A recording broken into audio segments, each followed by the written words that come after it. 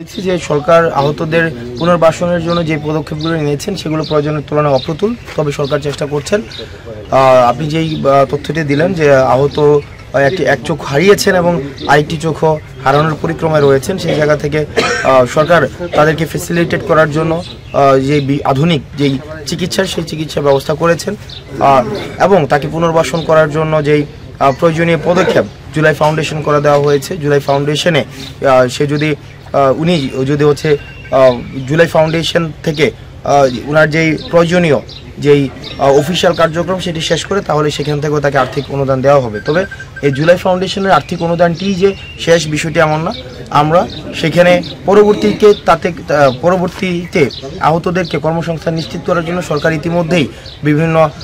Skill development কর্মসূচি নিয়েছে। আসিফ মাহমুদ কিছুদিন আগে বলেছে যে 9 লক্ষ মানুষের কর্মসংস্থান নিশ্চিত করার জন্য স্কিল ডেভেলপমেন্ট কর্মসূচি নেওয়া হয়েছে, সেখানে আহতরাই হচ্ছে সবচেয়ে বেশি প্রাধান্য পাবে। তো আর আমরা হচ্ছে বিশেষ করে বেসরকারি এনজিও বিভিন্ন যে প্রতিষ্ঠানগুলো রয়েছে সরকারের পাশাপাশি যারা বিভিন্ন এই সরকারের কার্যক্রমকে ফেসিলিটেট করার জন্য কাজ করে থাকেন, তাদেরকেও আমরা আহ্বান জানাবো সরকারের পাশাপাশি তারাও যেন আহতদের পুনর্বাসন কর্মসংস্থান